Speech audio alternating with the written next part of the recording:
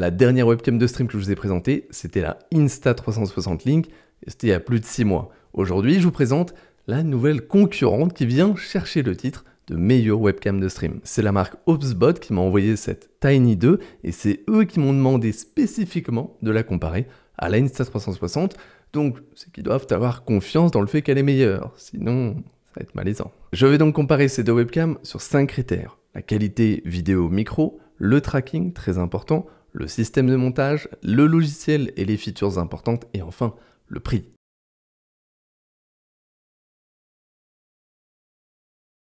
À la fin de la vidéo, vous devriez savoir quelle est la meilleure webcam de stream en fin 2023, tout comme vous savez déjà quel est le meilleur site pour obtenir des bons overlays de stream. Si vous cherchez des overlays de stream de qualité et pour pas cher, vous pouvez aller sur OwnPro. C'est un site qui regroupe des centaines de packs d'overlays d'alerte, un chatbot, des musiques libres de droit, plein de belles choses, donc n'hésitez pas, le lien est dans la description, et n'oubliez pas le code ZEPAE pour avoir jusqu'à 50% de réduction.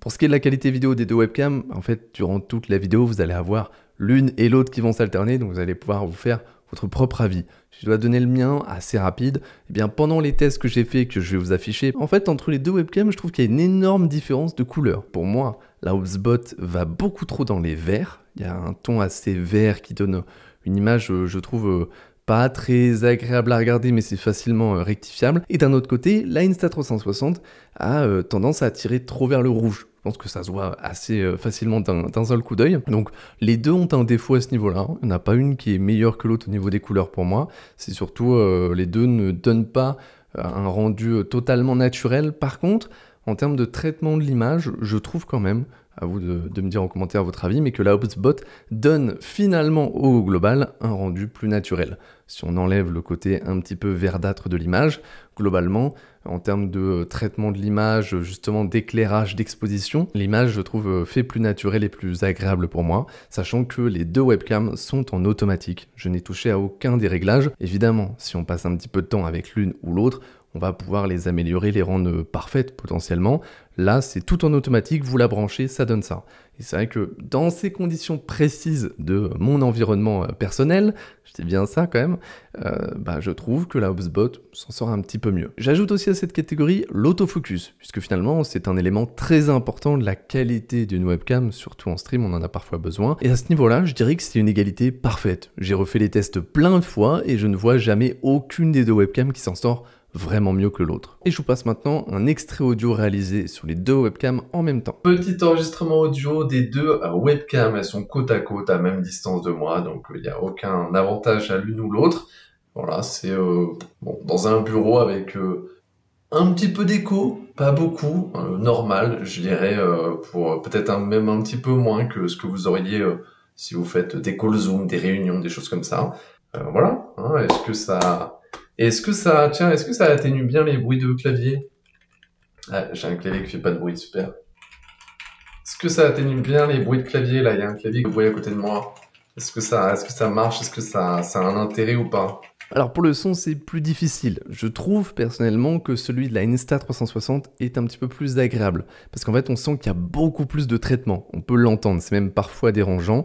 Mais globalement, dans ces conditions précises qui sont une pièce avec un petit peu d'écho quand même, pas énormément, sûrement moins que si vous êtes dans une salle de réunion ou autre, eh bien la Insta360 s'en sort un petit peu mieux parce qu'elle a plus de traitement de base.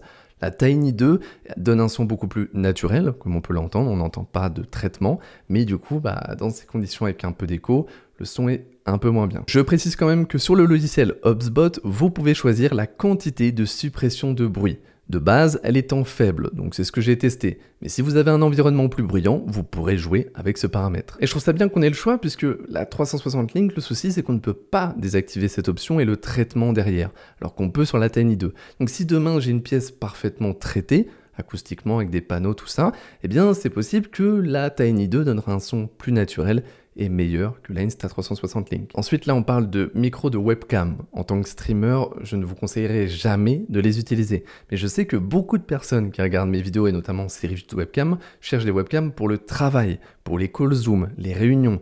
Et dans ces cas-là, en fait, ça sert à rien d'aller investir dans un micro à part. Les micros de webcam d'aujourd'hui font parfaitement l'affaire. Je compare maintenant le tracking de ces deux webcams. C'est vrai que pour certains, c'est un élément gadget, mais pour d'autres, ça peut devenir indispensable. Il y a de plus en plus de streams qui peuvent bénéficier d'un système de tracking. En fait, dès que vous faites autre chose que du gaming, ça peut servir. Alors évidemment, là, je teste de façon extrême, et il n'y a pas de raison de pousser aussi loin les webcams. Mais c'est quand même intéressant de savoir laquelle tient le mieux. Et là-dessus, il n'y a pas trop de débat. La Tiny 2 est bien plus fiable. 3 fois sur 4, c'est la 360 Link qui va perdre le tracking. Alors encore une fois, ça ne veut pas dire qu'elle est nulle. En conditions normales où on bouge assez peu, doucement, elle n'aura jamais aucun souci à mon avis, et vous ne ferez pas la différence. Alors un point qui paraît anecdotique, mais pour moi il est important, c'est le système de montage. Pour la 360 Link, il est très simple. Vous n'aurez pas beaucoup d'ajustements possibles. Alors qu'avec la Tiny 2, vous avez 3 parties mobiles différentes pour vous permettre de la placer dans n'importe quelle position. Alors si vous comptez l'utiliser uniquement sur un écran standard, ça ne vous apportera pas grand chose. Mais si vous savez que vous devrez la déplacer souvent et l'utiliser dans des endroits dont vous ne connaissez pas forcément le setup, eh bien elle sera plus versatile que la Insta360 Link. Parlons maintenant du gros morceau de ces webcams, le logiciel et les quelques features importantes. Je précise qu'en fait, elles se ressemblent énormément les deux. Je ne sais pas qui a copié sur qui, mais elles se ressemblent énormément. Du coup, là, je vais vous présenter le logiciel HubSpot en gros, avec les features les plus importantes. Mais si vous voulez le détail de tout ce qui est présent, allez voir la review de l'Insta360. C'est globalement la même chose. Alors on a déjà des pré-réglages de position qu'on peut enregistrer. Ici on peut en avoir 3 maximum contre 6 pour la 360 Link. On a le système de tracking qui est globalement le même. On a ensuite différents modes comme celui de bureau. Et là vous avez la comparaison entre les deux.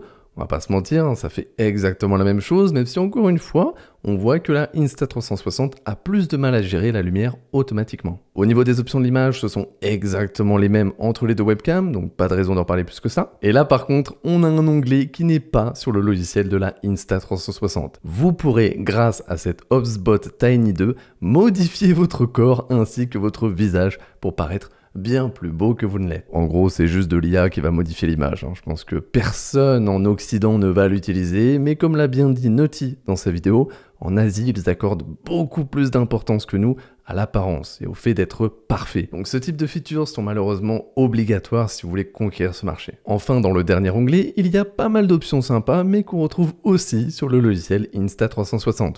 Par contre, ce qu'on a de nouveau, ce sont les commandes vocales. J'avoue, comme ça, j'aurais pas pensé à en mettre, mais maintenant que je les vois, je trouve que c'est hyper pratique. Malheureusement, pour le moment, c'est limité à l'anglais et au japonais, mais peut-être qu'à un moment, on pourra le faire en français. Sinon, niveau features uniques, j'en vois pas vraiment d'autres pour la HubSpot Tiny 2, mais comme je vous l'ai dit, c'est normal, elles se ressemblent énormément, c'est globalement les mêmes avec une tête un petit peu différente.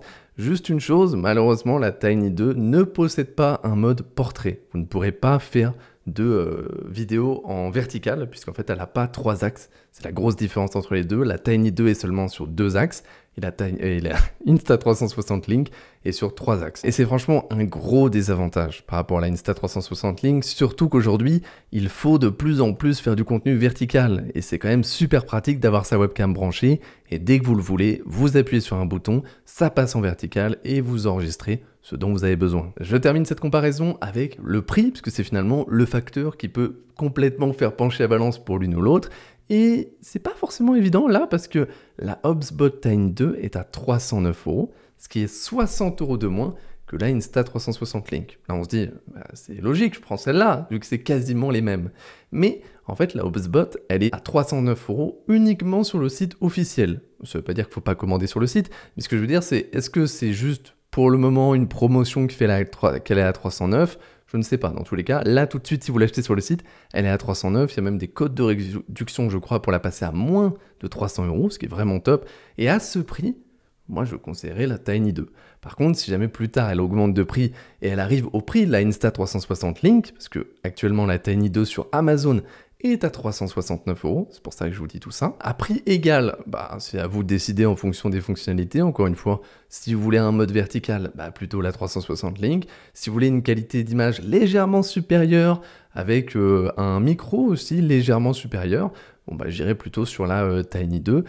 Mais actuellement, là tout de suite, à 309 €, pour moi, c'est le meilleur choix. Mais si vraiment vous hésitez entre les deux, allez regarder quand même une review de la Tiny 2 et de la Insta360 séparées et complètes pour être sûr de ne pas louper la fonctionnalité qui en fait que vous allez préférer l'une ou l'autre. Voilà, c'est mon dernier conseil. Merci HubSpot pour l'envoi de cette webcam, c'était cool à tester. Merci à vous d'avoir regardé jusque-là et à la prochaine.